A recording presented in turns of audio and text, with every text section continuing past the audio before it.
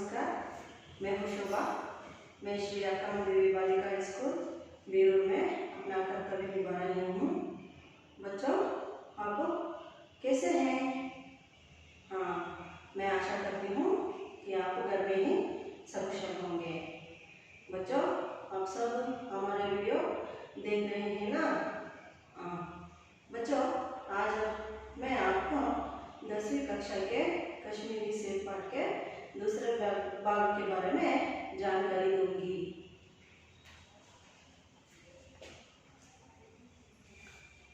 बच्चों, आइए इधर शामिल कर देखिए। कश्मीरी सेब लेखक आपको मालूम है ना? हाँ, प्रेमचंद जी। पहले शब्दार्थ को जानेंगे बच्चों। शब्दार्थ कठिन शब्दಗಳ ಅರ್ಥ। कायदा, कायदा का अर्थ है बच्चों नियम, रीति। कायदा ಅಂದ್ರೆ नियम, रीति। गणना, गणना इस शब्द का अर्थ है किसी वस्तु की घनत्व कम होना, ಯಾವುದೇ ವಸ್ತುವಿನ ಘನತ್ವ ಕಡಿಮೆ ಆಗುವುದು। तीसरा बेदाग, बेदाग का अर्थ है साफ जिसमें कोई दाग ना हो। बेदाग ಅಂದ್ರೆ ಸ್ವಚ್ಛವಾಗಿರುವುದು, ಯಾವುದೇ ರೀತಿಯ दाग ಕಲೆ ಇಲ್ಲದೆ ಇರುವುದು। ಸುರಾಖ್, ಸುರಾಖ್ का अर्थ है छेद। सुराख ಅಂದ್ರೆ ಒಂದು ರಂಧ್ರ ಅಂತ ಅರ್ಥ। बेर, एक प्रकार का फल। बेर ಅಂದ್ರೆ ಒಂದು ಪ್ರಕಾರದ ಹಣ್ಣು। मतलब ಈ ಬಾಳೆಹಣ್ಣನ್ನ ನೀವು ನೋಡಿದಿರಲ್ಲ, ತುಂಬಾ ಚಿಕ್ಕದು ಬರುತ್ತಲ್ಲ, ಅದೇ ಬೇರ್ ಅಂದ್ರೆ। बापलेना, बापलेना का अर्थ है पहचानना। पहचानना ಅಂದ್ರೆ ಬಾಪ್ಲೇನ ಅಂದ್ರೆ ಗುರುತಿಸುವುದು, ಅರ್ಥ ಮಾಡಿಕೊಳ್ಳುವುದು। ಚೌಕಾಸ್, ಸಚೇತ್, ಸಾವಧಾನ್। ಚೌಕಾಸ್ ಅಂದ್ರೆ ಎಚ್ಚರ, ಸಾವಧಾನವಾಗಿರುವುದು। ಆಟ್ವಾ ಕಚೇರಿ, ಕಚೇರಿ ದಫ್ತರ್, ಕಚೇರಿ ಅಂದ್ರೆ ಮಕ್ಕಳಿಗೆ ಕಚೇರಿ ಅಂತ। ಸಾಕ್, ಸಾಕ್ का अर्थ है लेन देन। ಸಾಕ್ ಅಂದ್ರೆ ಕೊಟ್ಟು ಮತ್ತೆ ತೆಗೆದುಕೊಳ್ಳುವುದು, ವ್ಯವಹಾರ ಮಾಡುವುದು ಅಂತ। 10वां चटाक, सेब के 16वें भाग की एक तौल। चटाक ಅಂದ್ರೆ ಸೇಬಿನ 17ನೇ ಒಂದು ಭಾಗದ ತೂಕ, ಒಂದು ಹಿಡಿ ಅಂತ ಇಟ್ಕೊಳ್ಳಿ ಮಕ್ಕಳ ನೀವು ಕರೆಕ್ಟ್। 11वां रेवड़ी, रेवड़ी का अर्थ है तिल और चीनी से बनी हुई मिठाई। तिल ಅಂದ್ರೆ ಎಳ್ಳು, ಚೀನಿ ಅಂದ್ರೆ ಸಕ್ಕರೆ। ಎಳ್ಳು ಮತ್ತು ಸಕ್ಕರೆಯಿಂದ ಮಾಡಿದಂತಹ ಒಂದು ಸಿಹಿ मिठाई ಅಂತ। बच्चों, अब आप शब्दार्थ को जान चुके। अब हम आगे बढ़े, पाठ की ओर आइए। बच्चों, मैं पाठ का दूसरा भाग का वाचन करूंगी, आदर्श वाचन करूंगी। आप सबके पास किताब है ना? आप सब अपना किताब खोलिए, एक नोट और पेंसिल भी ले लीजिए। घर आकर लिफाफा जो का त्यों रख दिया।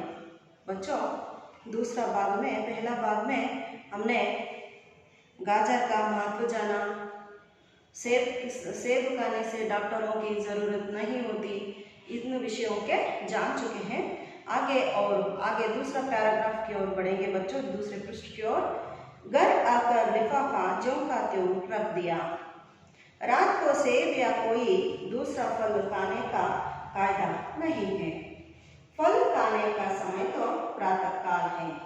आज सुबह मुंह हाथ धोकर जो नाश्ता करने के लिए एक सेब निकाला तो सड़ा हुआ था। 1 रुपये के आकार का छिलका गल गया था।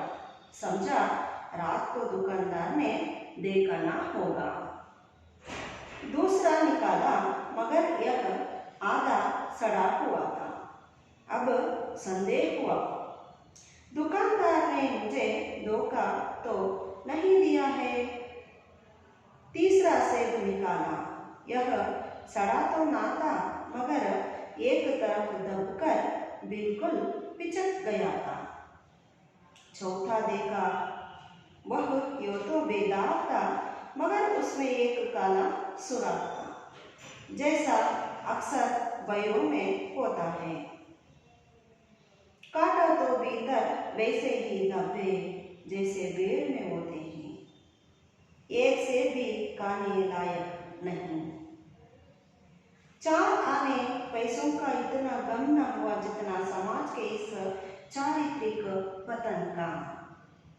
दुकानदार ने जानबूझकर मेरे साथ धोखेबाजी का व्यवहार किया।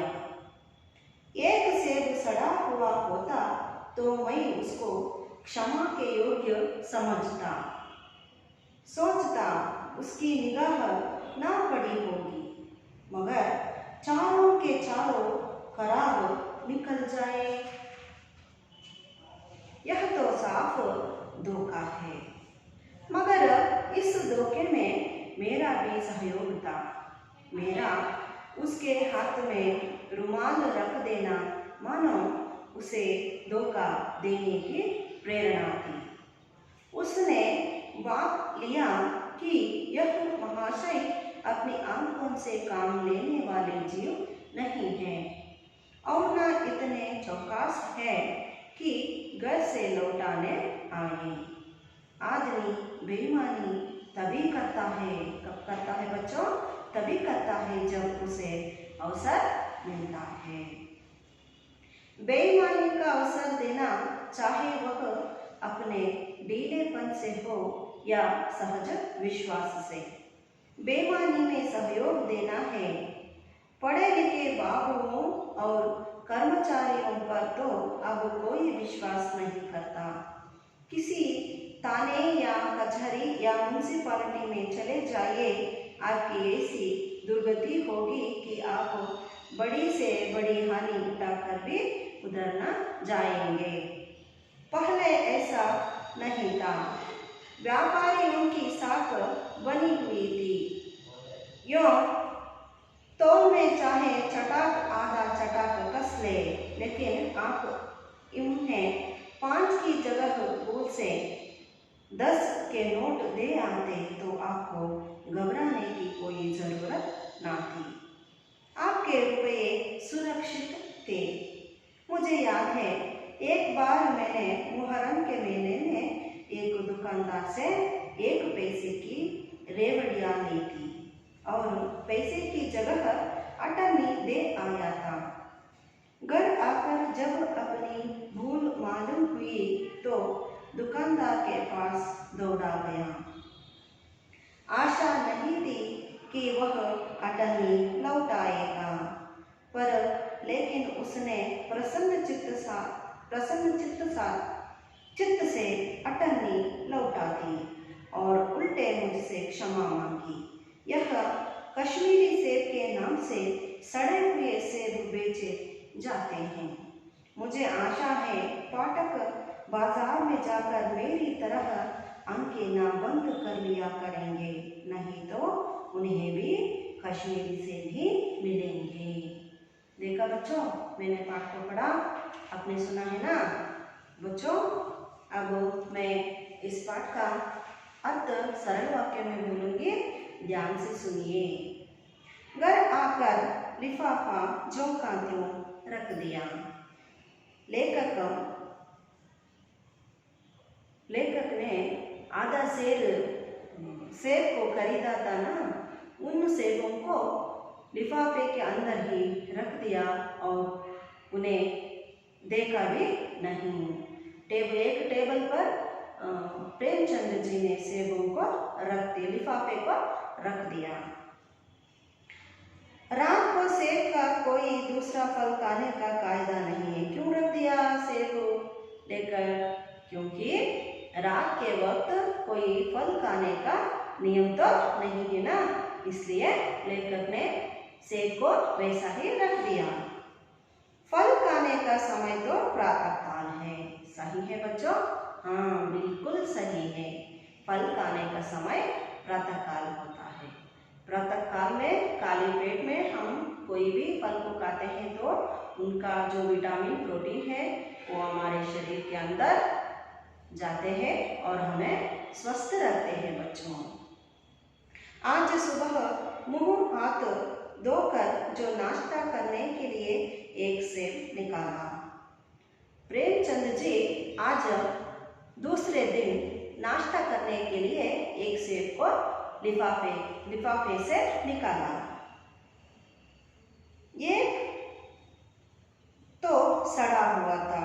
एक सेब निकालते तो देखते हैं एक सेब कैसा है बच्चों, सड़ा हुआ था। सड़ा हुआ देखिए बच्चों, मैं आपको यहाँ पर दिखाती हूँ। मेरे हाथ में एक सेब है, इसे देखिए सड़ा हुआ, ये है सड़ा हुआ। दिख रहा है ना आपको, काला सा दिख रहा है ना, वो है सड़ा हुआ।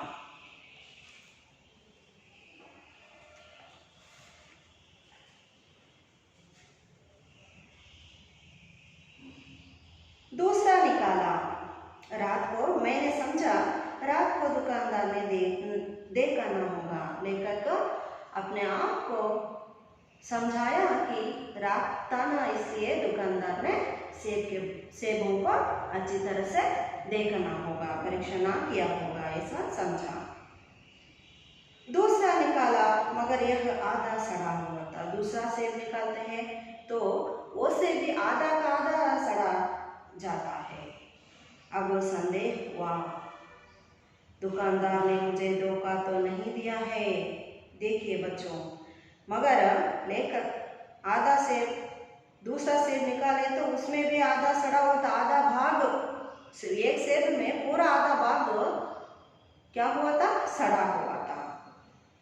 लेखक को अनुमान आया, संदेह आया, दुकानदार ने मुझे धोखा तो नहीं दिया है।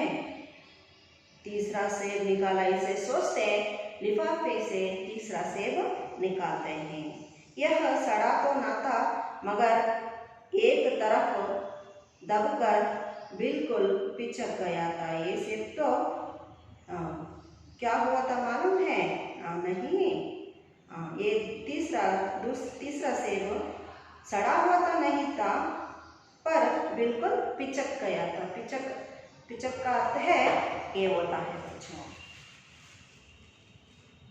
ये देखिए, हम कोई भी फल को अगर जोर से दबाएंगे तो वो क्या हो जाता है, पिचक हो जाता है।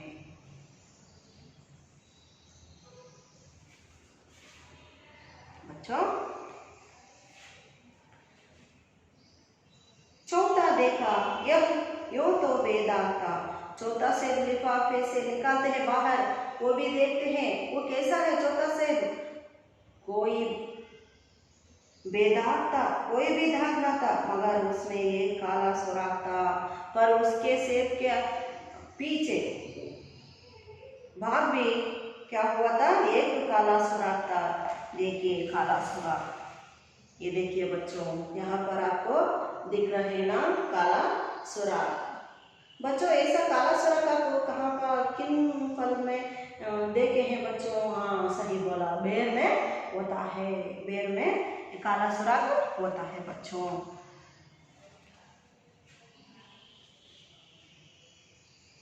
जैसा अक्सर बेरों में होता है, काटा तो भीतर वैसे ही दर्द जैसे बेर में होता है। चौथा सेब को निकालकर उसमें काला सुराख को लेकर ने बाद में उसको काटा तो उसमें क्या मिले, धब्बे मिले। जैसे बेर में होता है ना, वैसे धब्बे मिले। एक से भी खाने लायक नहीं, एक से भी खाने लायक नहीं था बच्चों देखिए इधर, एक सेब कैसा हुआ था, एक तरफ का छिलका गल गया था। देखिए ये है छिलका गलना, ये है। दूसरा सेब कैसा था, पिचक गया था।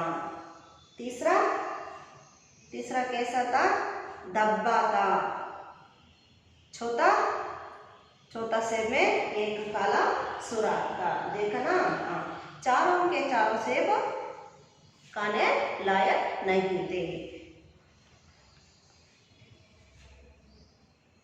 4 आने पैसों का इतना गम न हुआ जितना समाज के इस चारित्रिक पतन का। लेखक को बहुत दुख हुआ बच्चों, समाज के इस चारित्रिक पतन को देखकर लेखक को बहुत दुख हुआ। चारों सेब भी एक खाने लायक नहीं, बहुत बेजार हुआ बच्चों लेखक को। दुकानदार ने जानबूझकर मेरे साथ धोखेबाजी का व्यवहार किया।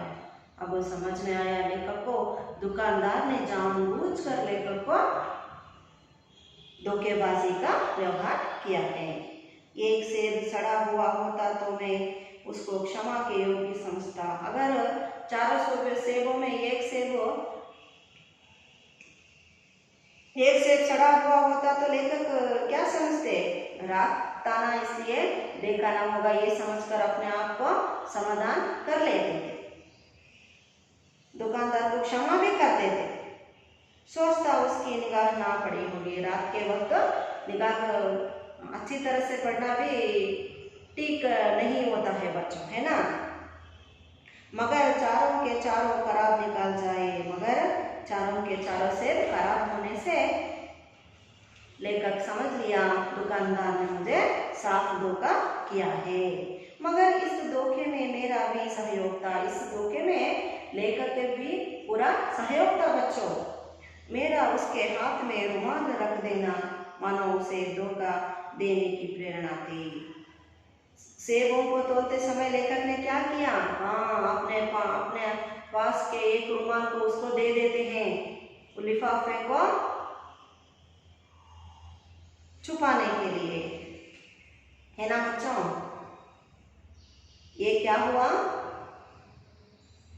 दुकानदार धोखेबाजी करने का एक अच्छा अवसर मिला। उसने बांट लिया कि यह महाशय अपनी आंखों से काम लेने वाला जीव नहीं है। जब लेखक रुमाल दिया ना, तब दुकानदार ने बांट लिया कि ये महाशय अपने आंखों से काम लेने वाले जीव नहीं, अपने आंखों से कोई भी वस्तु को अच्छी तरह से देखते नहीं, पढ़ता परीक्षा नहीं करते और इतने चौकस इतने सावधान भी नहीं है। ये घर से सड़ा हुआ सेबों को वापस लेकर मुझे वापस लौटाए, ये भी नहीं है। आदमी बेईमानी तभी करता है जब उसे अवसर मिलता है बच्चों, ये अच्छी तरह से समझ लीजिए। आदमी बेईमानी कब करता है, हम जब उसे अवसर देते हैं तब वो हमें बेईमानी करता है। बेईमानी का अवसर देना चाहे वह अपने ढीलेपन से हो या सहज विश्वास से, बेईमानी का अवसर अपने ढीलेपन या सहज विश्वास से ना देना चाहिए। बेईमानी में सहयोग देना है। बेईमानी में सहयोग देने से क्या होता है बच्चों, धोखेबाजी हो सकता है। पढ़े लिखे बाबुओं और कर्मचारियों पर तो अब कोई विश्वास नहीं करता। सच है बच्चों, पढ़े लिखे लोगों पर और कर्मचारियों पर कोई भी विश्वास नहीं करता। क्यों बच्चों, सही कहा आपने। किसी थाने या कचहरी या म्यूनसिपालिटी में चले जाइए, आपकी ऐसी दुर्गति हो गई। अपने अपने अनुभव है ना बच्चों आपके साथ। कोई भी हम दफ्तर में जाएंगे किसी भी कार्य से तो उस दिन ही हमारा काम हो जाएगा, नहीं, उस दिन काम नहीं होता हमारा। 3 दिन 4 दिन उस दफ्तर में जाना होता है, पैसों का खर्च करना होता है, 1 हफ्ते के बाद वो काम पूरा होता है। देखिए आजकल हमारा समाज का चारित्रिक पतन कैसे हो रहा है बच्चों। आपकी ऐसी दुर्गति होगी कि आप बड़ी से बड़ी हानि उठाकर भी उधर न जाएंगे। कोई भी हानि हो, मैं उस दफ्तर को नहीं जाता, ऐसे हम सोच लेते हैं बच्चों। पहले ऐसा नहीं था, पहले ऐसा नहीं होता था बच्चों। व्यापारियों की साख बनी हुई थी, व्यापारियों की साख बनी हुई होती थी बच्चों। वो तौल में चाहे चटाक आधा चटाक कस ले, लेकिन आप उन्हें 5 की जगह भूल से 10 रुपए के नोट दे आते तो आपको घबराने की कोई ज़रूरत ना थी। तौल करने में, वस्तुओं की मोल करने में कोई भूल होता तो आधा चटाक कस ले, फिर भी हम उसकी 5 रुपए के बदले में उसे 10 रुपए दे आते तो उससे घबराने की कोई ज़रूरत न थी, क्योंकि आपके रुपए सुरक्षित थे। हम किसी भी वक्त जाकर भैया मैंने आपको 5 रुपए के बदले में 10 रुपए दे हैं, मेरे 5 रुपए वापस करो, ऐसा बोले तो क्या करता था दुकानदार, अपने 5 रुपए, हमारा 5 रुपए हमें वापस देता था। बच्चा आजकल ऐसा होता है नहीं, है ना। देखिए पिछले समाज का आज का समाज का कितना व्यवहार हो रहा है बच्चों, समाज का चारित्रिक पतन हो रहा है बच्चों। लेखक को अब एक घटना याद आता है बच्चों। एक बार मैंने मुहर्रम के मेले में एक दुकानदार से 1 पैसे की रेवड़ियां ली थी। प्रेमचंद जी मुहर्रम के मेले के समय एक दुकानदार से 1 पैसे की रेवड़ियां ली थी। बच्चों रेवड़ियां क्या है मालूम हुआ है ना आपको इस शुद्धार्थ में। हाँ, रेवड़ी का अर्थ है तिल और चीनी से बनी हुई मिठाई। एक मिठाई ली थी, कितनी पैसे के? 1 पैसे की रेवड़ियां ली थी। घर आकर जब अपनी भूल मालूम हुई, घर आकर रेवड़ियां ली थी और पैसे की जगह हाटा नहीं दे आया था। लेखक ने क्या किया था बच्चों, रेवड़ी के बदले रेवड़ी 1 पैसे की रेवड़ियां लेकर उन्हें 1 पैसे देने के बदले में आटा नहीं दे आए थे भूलकर प्रेमचंद जी। घर आकर जब अपनी भूल मालूम हुई तो दुकानदार के पास दौड़ा गया। घर आकर अपना भूल मालूम हुआ तो दौड़े आए दुकान के पास। आशा नहीं थी, लेखक को कोई आशा नहीं था बच्चों, दुकानदार ने आटा नहीं वापस देगा ऐसा कोई आशा नहीं था। फिर भी प्रेमचंद जी दुकानदार के पास आए, पर लेकिन उसने प्रसन्न चित्त से अटनी लौटा दी। लेकर दुकानदार ने खुश होकर लेखक के अटनी वापस लौटा दी और लेखक से क्षमा भी मांगा। देखिए कितना अच्छा अवसर था, ऐसा कैसा सुसंदर होता बच्चों। हमारे साथ ऐसा हुआ है कभी भी नहीं, है ना। यहाँ कश्मीरी सेब के नाम से सड़े हुए सेब बेचे जाते हैं। सही है बच्चों, आजकल कश्मीरी सेब के नाम से सड़े हुए सेब बेचे जाते हैं। मुझे आशा है पाठक बाजार में जाकर मेरी तरह ना बंद कर लिया करेंगे। यहाँ पर हमें बोलते हैं प्रेमचंद जी, पाठक आप मैं सब जो पढ़ने वाले होते हैं ना वो सबको पाठक बोलते हैं बच्चों। पाठक बाजार में जाकर मेरी तरह लेखक की तरह आंखें बंद करके व्यवहार किया तो क्या होगा बच्चों? हाँ सही कहा, आपको कश्मीरी से भी मिलेंगे। बच्चों आपको अर्थ हुआ? मैं एक बार कन्नड़ में बोलूं आपको। घर आकर लिफाफा जो का त्यों रख दिया। ಮನೆಗೆ ಬಂದು ಲೇಖಕರು ಹಿಂದಿನ ದಿನ ಸೇಬು ಹಣ್ಣುಗಳನ್ನು ತಂದಿರ್ತಾರೆ ಮಕ್ಕಳೇ. ಅರ್ಧ ಕೆಜಿಗೆ ಬರೀ 4 ಹಣ್ಣುಗಳು ಮಾತ್ರ ಬಂದಿರ್ತವೆ. ಅವು ಎಂತಹ ಸೇಬುಗಳು? ಕಾಶ್ಮೀರದ ಸೇಬುಗಳು ತಗೊಂಡಿರ್ತಾರೆ ಅವರು. ಗರ ಆಕಾರ ಲಿಫಾಫಾ ಜೋಂಕ ಕ್ಯೂ ರಖ್ ದಿಯಾ. ಮನೆಗೆ ಬಂದು ಸೇಬಿನ ಪೊಟ್ಟಣವನ್ನು ಹಾಗೆಯೇ ಇಟ್ಬಿಡ್ತಾರೆ. रात को सेब या कोई दूसरा फल खाने का कायदा नहीं. ಯಾಕಿಡ್ತಾರಪ್ಪ ಅಂದರೆ ರಾತ್ರಿಯ ಸಮಯದಲ್ಲಿ ಯಾವುದೇ ಹಣ್ಣು ಸೇಬಾಗಲಿ ಅಥವಾ ಯಾವುದೇ ಹಣ್ಣನ್ನು ತಿನ್ನುವ ನಿಯಮ ಇಲ್ಲದೆ ಇರೋದ್ರಿಂದ ಅಥವಾ ಅಭ್ಯಾಸ ಇಲ್ಲದೆ ಇರೋದ್ರಿಂದ. ಫಲ್ ಖಾನೆ ಕಾ ಸಮಯ ತೋ ಪ್ರಾತಃ ಕಾಲ ಹೈ. ಯಾವುದೇ ಹಣ್ಣನ್ನು ತಿನ್ನುವ ಯೋಗ್ಯವಾದ ಸಮಯ ಅಂದರೆ ಬೆಳಗ್ಗೆ ಮಕ್ಕಳ ಪ್ರಾತಃ ಕಾಲ. ಯಾವುದೇ ಹಣ್ಣನ್ನು ನಾವು ತಿನ್ನಬೇಕು ಅಂದ್ರೆ ಮಕ್ಕಳ ಊಟ ಅಥವಾ ಉಪಹಾರಕ್ಕಿಂತ ಅರ್ಧ ಗಂಟೆ ಮುಂಚೆ ತಿಂದರೆ ತುಂಬಾನೇ ಆರೋಗ್ಯಕ್ಕೆ ಒಳ್ಳೆಯದು. आज सुबह आप मुँह धोकर जो नाश्ता करने के लिए एक सेब निकाला. ಈ ದಿನ ಬೆಳಗ್ಗೆ ಮುಖವನ್ನು ತೊಳೆದುಕೊಂಡು ಲೇಖಕರು ತಿಂಡಿ ತಿನ್ನೋದಕ್ಕಿಂತ ಮುಂಚೆ ಒಂದು ಸೇಬನ್ನು ತೆಗೆದುಕೊಳ್ತಾರೆ. ಅದನ್ನೇ ತಿಂಡಿ ಥರ ಉಪಹಾರಕ್ಕಾಗಿ ತಿಂತಾರೆ ಮಕ್ಕಳ, ತಿನ್ನೋದಕ್ಕೋಸ್ಕರ ತೆಗೆದುಕೊಳ್ತಾರೆ. ತೋ ಸಡಾ ಹುವಾತ ಏಕ್ ಸೇಬ್, ಒಂದು ಸೇಬನ್ನು ತೆಗಿತಾರೆ ಮಕ್ಕಳ. ಅದೊಂದು ಸೇಬು ಕೊಳ್ತೋಗ್ಬಿಟ್ಟಿರುತ್ತೆ ಮಕ್ಕಳ. ಸೇಬು ಕೊಳ್ತೋಗೋದು ನಿಮ್ಗೆ ಗೊತ್ತಿದೆಯಲ್ಲ ಮಕ್ಕಳ? ಇದೇ ಕೊಳ್ತೋಗೋದು, ಕಾಣ್ತಾ ಇದೆಯಲ್ಲ. एक रुपये का आकार का छिलका गया था. ಏನಾಯ್ತು? 1 ರೂಪಾಯಿ ಆಕಾರದಷ್ಟು ಸೇಬು ಕೊಳ್ತೋಗಿತ್ತು ಮಕ್ಕಳ. समझा रात को दुकानदार ने ना देखा होगा. ನಾನು ಅಂದ್ಕೊಂಡೆ, ಲೇಖಕರು ಅಂದ್ಕೊಂತಾರೆ ರಾತ್ರಿ ಆಗಿದ್ದಲ್ಲ ಹಾಗಾಗಿ ಅವನು ಅಂಗಡಿಯವರು ನೋಡಿಲ್ಲ ಅದನ್ನ ಅಂತ ಅಂದ್ಕೊಂತಾರೆ ಮಕ್ಕಳ. ದೂಸರಾ ನಿಕಾಲ ಅಂತ ಹೇಳ್ಬಿಟ್ಟು ಆ ಪೊಟ್ಟಣ ಪೊಟ್ಟಣದಲ್ಲಿದ್ದಂಥ ಎರಡನೇ ಸೇಬನ್ನು ತೆಗಿತಾರೆ. ಮಗರ ಯಹ ಆದಾ ಸಡ ಊಟ. ಆದರೆ ಮಕ್ಕಳು ಆ ಸೇಬು ಕೂಡ ಅರ್ಧಕ್ಕರ್ಧ ಕೊಳ್ತೋಗಿತ್ತಂತೆ. अब संदेह हुआ. ಇವಾಗ ಲೇಖಕರಿಗೆ ಅನುಮಾನ ಬರುತ್ತೆ ಮಕ್ಕಳ, ದುಕಾನ್ದಾರ್ ने मुझे धोखा तो नहीं दिया है, ಅಂಗಡಿಯವನು ನನಗೆ ಮೋಸ ಮಾಡಿಲ್ಲ ತಾನೇ ಅಂತ ಅನಿಸುತ್ತೆ. ತೀಸರಾ ಸೇಬ್ ನಿಕಾಲ ಹಾಗಂತ ಹೇಳಿ ಮೂರನೇ ಸೇಬನ್ನು ಅವರು ತೆಗಿತಾರೆ. ಪೊಟ್ಟಣದೊಳಗಿಂದ ಕವರ್ನೊಳಗಿಂದ ಆ ಮೂರನೇ ಸೇಬನ್ನು ತೆಗಿತಾರೆ ಮಕ್ಕಳ. ಯಹ ಸಡಾ ತೋ ನಾತಾ ಮಗರ ಏಕ್ ತರಫ್ ಬಿಲ್ ದಬ್ಕರ್ ಬಿಲ್ಕುಲ್ ಪಿಚಕಾಯ್ತು. ಅದು ಏನು ಕೊಳ್ತಿರಲಿಲ್ಲ ಮಕ್ಕಳ, ಆದರೆ ಅದು ಏನಾಗಿತ್ತಪ್ಪ ಅಂದರೆ ಒಂಥರ ಇಚ್ಚುತ್ತಂಗೆ ಆಗಿತ್ತು ಮಕ್ಕಳ.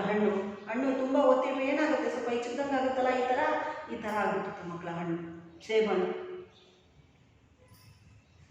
ಚೌಥಾ ದೇಖ ಎಂತೂ ಭೇದ ಅಂತ ನಾಲ್ಕನೇ ಸೇಬನ್ನು ತೆಗಿತಾರೆ. ಆ ಸೇಬು ಏನಾಗಿತ್ತು ಅಂದರೆ ಅದರಲ್ಲಿ ಏನು ಕಲೆನೇ ಇರಲಿಲ್ಲ ಮಕ್ಕಳ. ಮಗರು ಉಸ್ಮೆ ಕಾಲ ಸುರಾಗ್ತಾ. ಆದರೆ ಒಂದು ಕಪ್ಪು ಚುಕ್ಕೆ ಇತ್ತು ಮಕ್ಕಳ. ಇಲ್ಲಿ ಕಾಣಿಸ್ತಾ ಇದೆ ನೋಡಿ, ಒಂದು ಕಪ್ಪು ಚುಕ್ಕೆ, ಚಿಕ್ಕಗೆ ಪುಟಾಣಿಗೆ ಕಾಣ್ತಾ ಇದೆಯಲ್ಲ ಮಕ್ಕಳ, ಈ ಥರ ಒಂದು ಕಪ್ಪು ಚುಕ್ಕೆ ಆ ಸೇಬಿನಲ್ಲಿ, ನಾಲ್ಕನೇ ಸೇಬಿನಲ್ಲಿ ಇತ್ತು. ಜೈಸ ಅಕ್ಸರ್ ಬೇರೋಮೆ ಹೋಗ್ತಾ है. ಇದು ಬಾರೆಹಣ್ಣಿನಲ್ಲಿ, ಸಾಮಾನ್ಯವಾಗಿ ಬಾರೆಹಣ್ಣಿನಲ್ಲಿ ನಮಗೆ ಒಂದು ಕಪ್ಪು ಚುಕ್ಕಿ ಕಾಣುತ್ತೆ ಮಕ್ಕಳ. ಅವಾಗ ಲೇಖಕರು ಏನು ಮಾಡ್ತಾರಪ್ಪ ಅಂದರೆ ಬೀತರ್ ವೈಸೆ ಹಿ ದಬ್ಬೆ ಜೈಸೆ ಬೇರ್ ಮೇ ಹೋಗ್ತಾ है. ಆ ನಾಲ್ಕನೇ ಸೇಬಣ್ಣನ್ನು ಕಟ್ ಮಾಡ್ತಾರೆ ಮಕ್ಕಳ. ಕಟ್ ಮಾಡಿದಾಗ ಅದರಲ್ಲಿ ನಮಗೆ ಲೇಖಕರಿಗೆ ಕಲೆಗಳು ಸಿಗ್ತವೆ ಮಕ್ಕಳ. ಏಕ್ ಸೇಬಿ ಕಾನೆ ಲಾಯಕ್, ಒಂದು ಸೇಬು ಕೂಡ ತಿನ್ನಲು ಯೋಗ್ಯವಾಗಿರಲಿಲ್ಲ. ಆವಾಗ ಲೇಖಕರಿಗೆ ಮಕ್ಕಳ ತುಂಬಾ ಬೇಜಾರಾಗುತ್ತೆ. ಅವರು ಏನು ಮಾಡ್ತಾರಪ್ಪ ಅಂದರೆ, ಏನು ಯೋಚಿಸ್ತಾರಪ್ಪ ಅಂದರೆ, ನಮ್ಮ ಸಮಾಜದಲ್ಲಿ ಚರಿತ್ರೆ ಯಾವ ರೀತಿಯಾಗಿ ಪತನ ಆಗ್ತಾ ಇದೆಯಲ್ಲ, ಮೋಸ ಮಾಡಬಾರ್ದು ಅಂತ ಕೂಡ ಅವರಿಗೆ ಉಳಿಲಿಲ್ವಲ್ಲ, ನಾಲ್ಕು ಸೇಬು ಕೂಡ ಕೊಳ್ತೋಗಿದ್ವಲ್ಲ ಅಂತ ಅವರಿಗೆ ಅನಿಸುತ್ತೆ ಮಕ್ಕಳ. ಮೈತ ಉಸ್ಕೋ ಕ್ಷಮಾಕೆ ಯೋಗಿ ಸಂಸ್ಥಾ. ಅಕಸ್ಮಾತ್ ಒಂದು ಸೇಬೇನಾದರೂ ಕೊಳ್ತೋಗಿದ್ರೆ ಆ ಅಂಗಡಿಯವರನ್ನ ಲೇಖಕರು ಕ್ಷಮಿಸ್ಬಿಡ್ತಿದ್ರು ಮಕ್ಕಳ. ಉಸ್ಕಿ ನಿಗಾಹ್ ಕೊಡಿ. ಯಾಕೆ ಅಂತಂದರೆ ಅವನು ನೋಡಿಲ್ಲ ಬಿಡು, ರಾತ್ರಿ ಆಗಿದ್ದರಿಂದ ಸೇಬಣ್ಣ ನೀಟಾಗಿ ನೋಡಿಲ್ಲ ಬಿಡು ಅಂತ ಅಂದ್ಕೊಳ್ತಾ ಇದ್ರು. ಆದರೆ 4 ಸೇಬು ಕೂಡ ಕೊಳ್ತೋಗಿದ್ರಿಂದ ಇದು ಖಂಡಿತವಾಗ್ಲೂ ಮೋಸ ಅಂತ ಲೇಖಕರಿಗೆ ಅನಿಸುತ್ತೆ ಮಕ್ಕಳ. ಮಗರ ಇಸ್ ದೋಕೆ ಮೇರಾ ಬೀಸಾಯುಕ್ತ. ಇದರಲ್ಲಿ ಲೇಖಕರ ಪಾತ್ರನೂ ಇತ್ತು. ಮೇರಾ ಉಸ್ಕೆ ಹಾತ್ ಮೇ ರುಮಾಲ್ ರಕ್ದೇನಾ.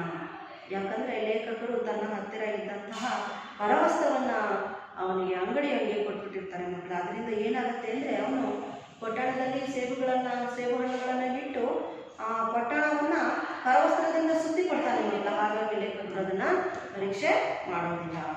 ಉಸ್ನೆ ಬಾಪ್ರಿಯ, ಮತ್ತು ಅವನು ತಿಳ್ಕೊಳ್ತಾನೆ ಏನಂತ, ಈ ಲೇಖಕರು ತನ್ನ ಕಣ್ಣಿಂದ ನೋಡೋದಿಲ್ಲ, ಪರೀಕ್ಷೆ ಮಾಡೋದಿಲ್ಲ ಅಂತ. ಮತ್ತು ಕೂಡ ಅವನಿಗೆ ಇನ್ನೊಂದು ವಿಷಯ ಗೊತ್ತಾಗುತ್ತೆ ಮಕ್ಕಳ. ಅವನು ಏನು ಅನ್ಕೊಂತಾನಪ್ಪ ಅಂದರೆ, ಲೇಖಕರು ಈ ಹಣ್ಣುಗಳನ್ನು ಮತ್ತೆ ವಾಪಸ್ಸು ನನಗೆ ತಂದು ಕೊಡೋದಿಲ್ಲ ಅಂತ ಅವನಿಗೆ ಗ್ಯಾರಂಟಿ ಆಗುತ್ತೆ ಮಕ್ಕಳ. ಬೇಮಾನಿ का अवसर देना चाहे वह अपने ढीलेपन से हो या सहज विश्वास से.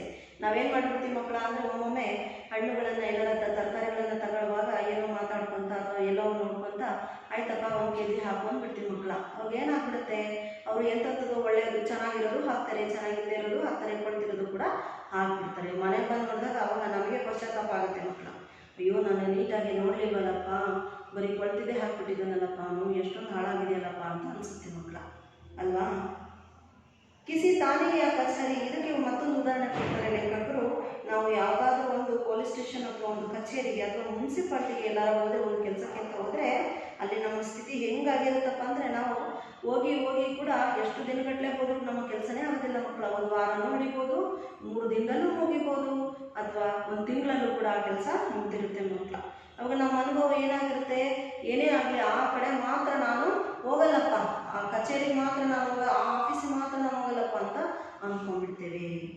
ಆದರೆ ಪೆಹಲೆ ಐಸಾ ನಹಿತ, ಮೊದಲ ಹೀಗಿರಲಿಲ್ಲ ಮಕ್ಕಳ. ವ್ಯಾಪಾರಿಯೋಗಿ ಸಾಕು ಬನ್ನಿ ಉಳಿತೆ. ವ್ಯಾಪಾರಿಗಳು ಕೊಟ್ಟು ತಗೊಳ್ಳೋದಕ್ಕೆ ಸಿದ್ಧರಾಗಿರ್ತಿದ್ರು ಮಕ್ಕಳ. ಏನೇ ಚೆನ್ನಾಗಿಲ್ಲ ಹಣ ಇದು ವಾಪಸ್ ತಗೊಳ್ಳೋದಕ್ಕೆ ರೆಡಿ ಇರ್ತಿದ್ರು. ಈಗ ಹೋಗಿ ಏನಾದರೂ ಕೇಳಿ ನೋಡಿ, ವಾಪಸ್ ತಗೊಳ್ತಾರೇನೋ? ಇಲ್ಲ ಅಲ್ವಾ. ಇವತ್ತೊಮ್ಮೆ ಚಾಹೆ ಚಟಾಕಾದ ಚಟಾಕಸ್ಲೆ. ಅಳತೆ ಮಾಡುವಾಗ ಒಂದು ಭಾಗವನ್ನು, ಒಂದು ಸ್ವಲ್ಪ ಭಾಗವನ್ನು ಅವರು ತೆಗೆದುಕೊಳ್ಳಿ, ನಮಗೆ ಬೇಜಾರಾಗ್ತಿರಲಿಲ್ಲ ಮಕ್ಕಳ.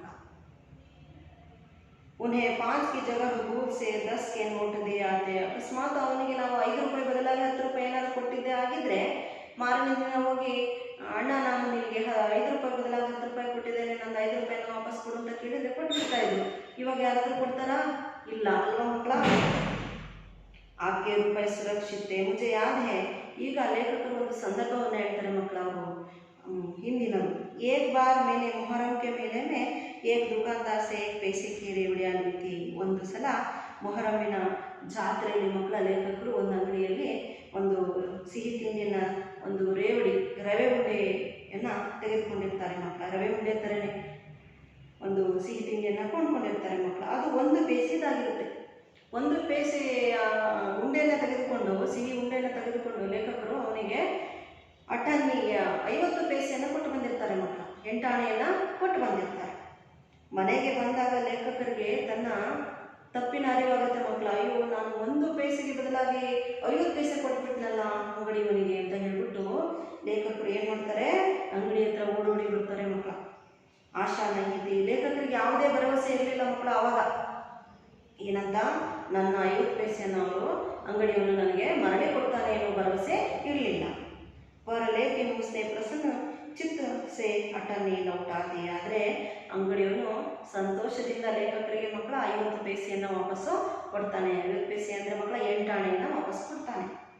ಅವ್ರ ಉಲ್ಟೆ ಮುನ್ಸೆ ಕ್ಷಮಾ ಮಾಂಗಿ. ಮತ್ತು ಪ್ರೇಮ್ಚಂದ್ಜಿಯವರ ಹತ್ರ ಕ್ಷಮೆಯನ್ನು ಕೂಡ ಕೇಳ್ತಾನೆ. यहाँ ಕಾಶ್ಮೀರಿ ಸೇಬ್ ಕೆ ನಾಮ್ ಸೆ ಸಡೆ ಹುಯೆ ಸೇಬ್ ಬೇಚೆ ಜಾತೆ. ಆದರೆ ಇಲ್ಲಿ ಕಾಶ್ಮೀರದ ಸೇಬು ಹಣ್ಣುಗಳ ಹೆಸರಿನಲ್ಲಿ ಕೊಳೆತ ಸೇಬು ಹಣ್ಣುಗಳನ್ನು ಮಾರಲಾಗ್ತಾ ಇದೆ. ಮುಜೆ ಆಶಾ ಹೇ. ನೋಡಿ, ಪ್ರೇಮಚಂದ್ರಜಿಯವರು ನಮಗೆ ಹೇಳ್ತಾ ಇದ್ದಾರೆ, ನನಗೆ ಭರವಸೆ ಇದೆ. ಓದುಗರೆಲ್ಲರೂ ಕೂಡ ಯಾವುದಾದ್ರೂ ಒಂದು ಮಾರುಕಟ್ಟೆಗೆ ಹೋಗಿ ತನ್ನ ಕಣ್ಣನ್ನು ಮುಚ್ಚಿಕೊಂಡು ನನ್ನ ಹಾಗೆಯೇ ನೀವು ವ್ಯಾಪಾರ ಮಾಡಿದ್ದೇ ಆದರೆ ನೀವು ಕೂಡ ಏನಾಗುತ್ತೆ, ನಿಮಗೂ ಕೂಡ ಕಾಶ್ಮೀರ ಸೇಬಿನ ಹೆಸರಿನಲ್ಲಿ ಕೊಳೆತ ಹಣ್ಣುಗಳೇ ನಿಮಗೆ ಸೇಬು ಹಣ್ಣುಗಳೇ ಸಿಗುತ್ತವೆ ಅಂತ ಹೇಳ್ತಾ ಇದ್ದಾರೆ ಮಕ್ಕಳ. ಅರ್ಥ ಆಯ್ತಾ ನಿಮಗೆ ಕನ್ನಡ ಅರ್ಥ? ಮುಂದೆ ಹೋಗೋಣ ಮಕ್ಕಳ. ಈಗ ಬನ್ನಿ मकला बच्चों, मैं आपको हिंदी में काली जगह बने सिखाऊंगी बच्चों. इस पार्ट में है ना, जोड़ कर लिख के वो सिखाऊंगी बच्चों.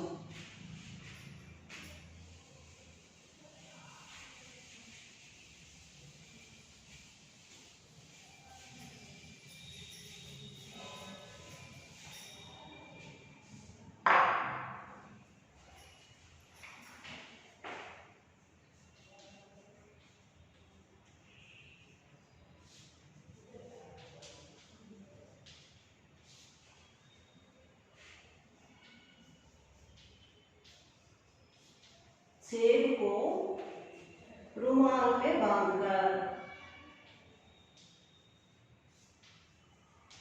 ಅಂದ್ರೆ ಮಕ್ಕಳ ಕರಟಗಳಿಗೆ ಸುತ್ತಿ ಅಂತ. दूसरा फल खाने का समय.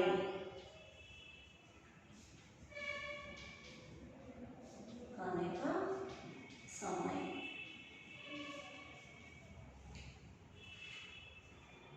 तीसरा एक सेब भी खाने. छोटा बच्चों, व्यापारियों की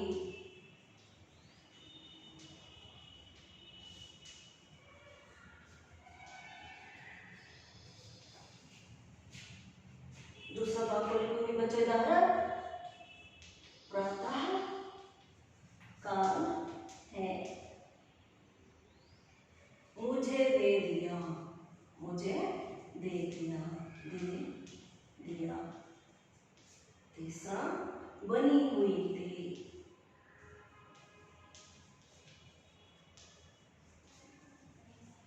चौथा लायक नहीं. लायक नहीं. बच्चों इधर देखिए शॉर्टकट की ओर. सेब को जोड़कर लिखना है. इधर आपको सेब को रुमाल में बांधकर मुझे दे दिया. सही है ना ये अर्थ? इसमें सही अर्थ क्या है बच्चों? इसका जोड़ी कौन सा वाक्य है? सही कहा आपने, मुझे दे दिया.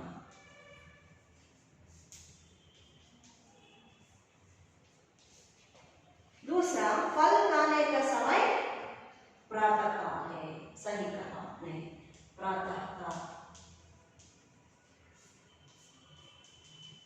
तीसरा, एक से भी खाने लायक नहीं, ये भी सही कहा आपने।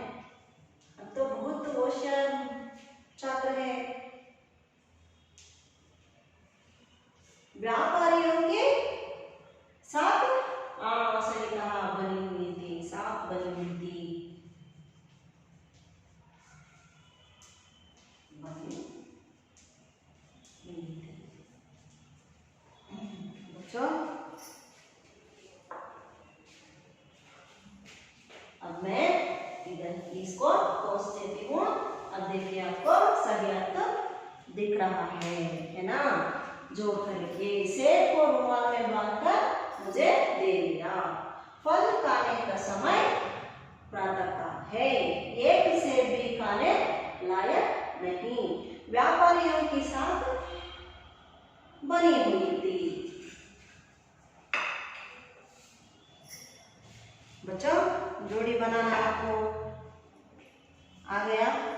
अब आगे बढ़ते हैं बच्चों। अब है वचन। वचन आपको मालूम है ना।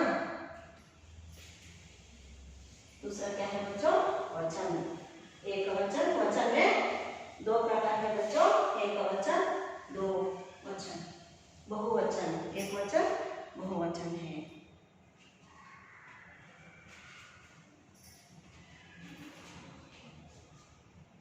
वचन बदलिए।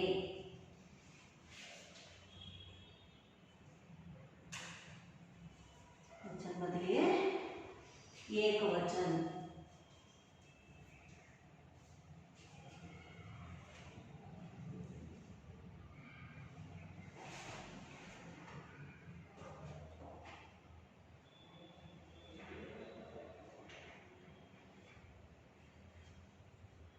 एक वचन, बहुवचन।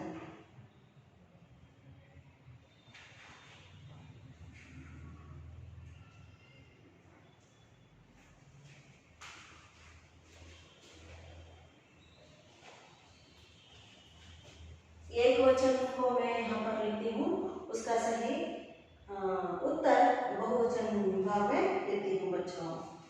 पहला है चीज, बहुवचन इसका चीजें। दूसरा रास्ता, रास्ते। तीसरा फल, बहुवचन फल ही होता है बच्चों। चौथा घर, ये भी वैसा का वैसा ही लिखना है। पांचवा रुपया, इसका बहुवचन रुपये। छठवां अंक, बहुवचन आंखें।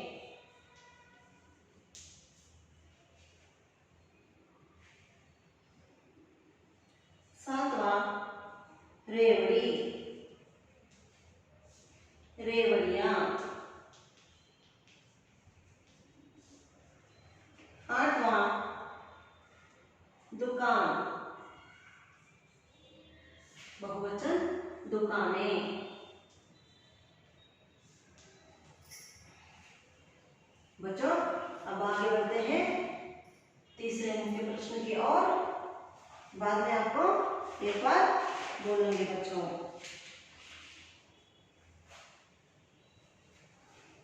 निम्नलिखित वाक्यों को सही क्रम से लिखिए।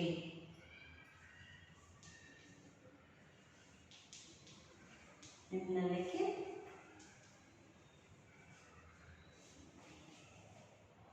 वाक्यों को सही क्रम से।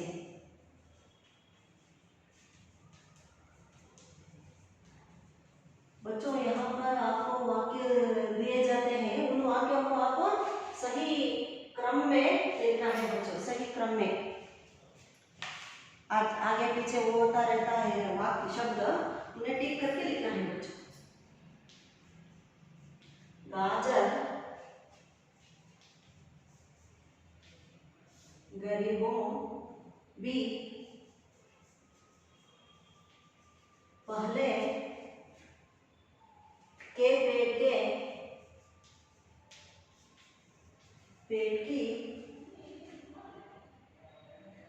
बनने थी, बनने थी। बच्चों अब कहिए इस वाक्य का सही क्रम क्या है? कहिए सब। हाँ, सही कहा आपने।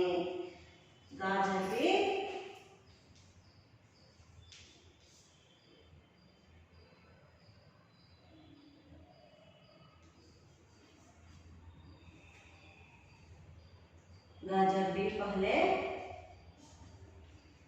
गरीबों की पेट भरने की चीज थी। गरीबों के पेट भरने की चीज थी। बच्चों ये है इस वाक्य का सही क्रम। दूसरा, अब चीज नहीं है,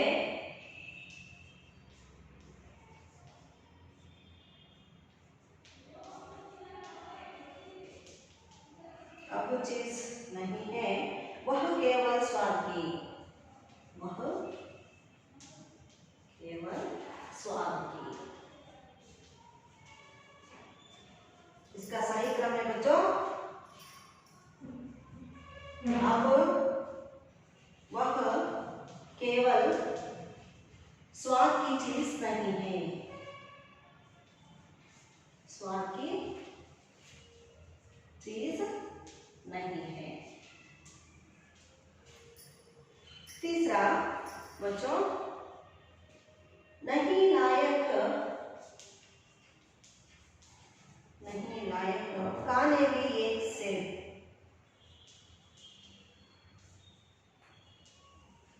काने भी सेब एक, सेब एक।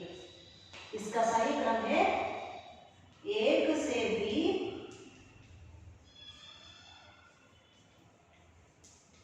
खाने लायक नहीं। बच्चों अंतिम प्रश्न है, मालूम हुई घर आकर अपनी भूल, मालूम हुई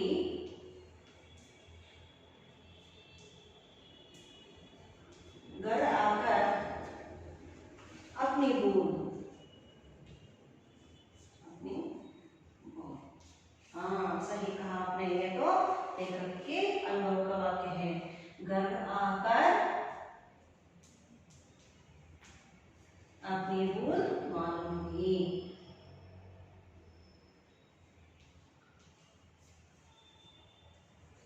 भूल मालूम हुई।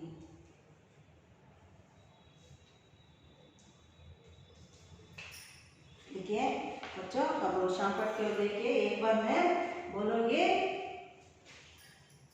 वचन बदलिए, एक वचन बहुवचन। पहला चीज है, इसका बहुवचन चीजें। दूसरा रास्ता, रास्ते। फल, फल। घर, घर। पांचवा रुपया, रुपये। आम, आंखें। रेवड़ी, रेवड़िया। दुकान, दुकानें। देखा बच्चों, ये था अन्य वचन, वचन बदलना। आगे बढ़े, निम्नलिखित वाक्यों को सही क्रम से लिखिए।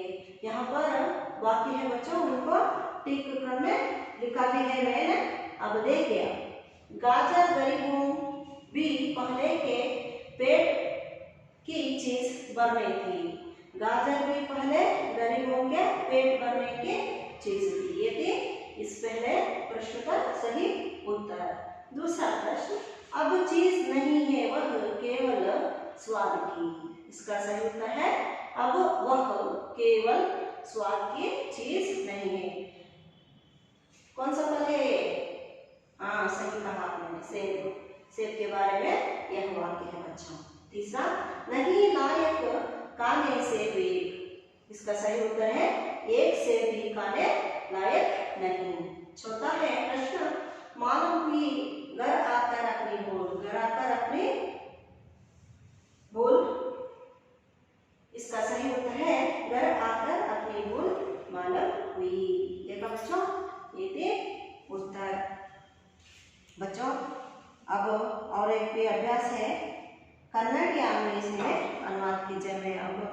आपको ऐसे ही बोलूँगी बच्चों, आप लिख लीजिए। कन्नड़ आपकी मातृभाषा है ना, इसलिए आप अपने नोट में लिख लीजिए।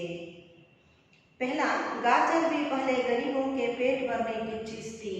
इसका कन्नड़ अनुवाद, ಕ್ಯಾರೆಟ್ ಸಹ ಮೊದಲು ಬಡವರ ಹೊಟ್ಟೆ ತುಂಬಿಸುವ ವಸ್ತುವಾಗಿತ್ತು, ತರಕಾರಿಯಾಗಿತ್ತು। ಕ್ಯಾರೆಟ್ ಸಹ ಮೊದಲು ಬಡವರ ಹೊಟ್ಟೆ ತುಂಬಿಸುವ तरकारी वस्तुವಾಗಿತ್ತು। दूसरा, दुकानदार ने कहा बड़े मज़ेदार सेब आए हैं। ಎರಡನೇದಕ್ಕೆ ಉತ್ತರ, ದುಕಾನ್ದಾರ್ ನೆ ಕಹಾ, ಅಂಗಡಿಯವನು ಹೇಳಿದ, ಬಡೆ ಮಜೆದಾರ್ ಸೇಬ್ ಆಯೆ ಹೈ, ತುಂಬ ರುಚಿಕರವಾದಂತಹ ಸೇಬುಗಳು ಬಂದಿವೆ। ತೀಸರಾ, ಏಕ್ ಸೇಬ್ ಭಿ ಖಾನೆ ಲಾಯಕ್ ನಹಿ। ಮೂರನೇದು, ಒಂದು ಸೇಬು ಸಹ ತಿನ್ನಲು ಯೋಗ್ಯವಾಗಿ ಇರಲಿಲ್ಲ। ಚೌಥಾ, दुकानदार ने मुझसे क्षमा मांगी। ನಾಲ್ಕನೇದಕ್ಕೆ ಕನ್ನಡ ಅನುವಾದ ಮಕ್ಕಳ ಬರ್ಕೊಳ್ತಾ ಇದ್ದಿರ್ತಾನೆ, अंगड़ियवनु नन्नल्ली क्षमे केळिद। बच्चों, अब आपको कन्नड़ अनुवाद भी आपको लिख लिया। आप स्कूल में आएंगे ना, तब वहाँ को मुझे दिखाना है बच्चों। अब इसका अंतिम वक्त आ गया है। उससे पहले बच्चों मैं इस पाठ के आशय को फिर एक बार दोहराऊंगी बच्चों, बहुत मुख्य है। आपको 2-3 वाक्य में उत्तर लिखना प्रश्नों में इसको पूछ सकते हैं बच्चों।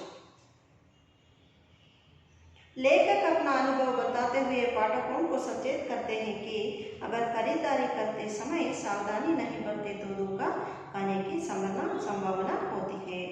अगर खरीदारी करते समय सावधानी नहीं बरते तो धोखा खाने की संभावना होती है ना बच्चों। यहाँ पर धोखेबाजी पर बाजार में लोगों के साथ होने वाले धोखेबाजी पर प्रकाश डाला गया है बच्चों। और खरीदारी करते समय सावधानी बरतने की आवश्यकता पर प्रेमचंद जी ने यहाँ पर जोर दिया है बच्चों। आपको इस पाठ कश्मीरी से पाठ के दूसरा भाग समझ में आया है बच्चों। मैं आशा करती हूँ समझ में आया होगा। अब अंतिम स्टेज में है बच्चों हम सब गृह कार्य। देखिए, मैं यहाँ पर 2 प्रश्न आपके लिए लिखी हूँ। आप इस कश्मीरी से पाठ को 2 बार पढ़िए बच्चों, उसके बाद इन प्रश्नों का उत्तर लिखिए। दुकानदार ने अपने नौकर से क्या कहा? दुकानदार ने अपने नौकर से क्या कहा? अंगड़िಯವನು ತನ್ನ नौकरನಿಗೆ ಏನೆಂದು ಹೇಳಿದ? दूसरा, सेब की हालत के बारे में लिखिए। सेबिನ स्थिति ಹೇಗಿತ್ತು? बताएगा मतलब आपको मालूम हुई ना?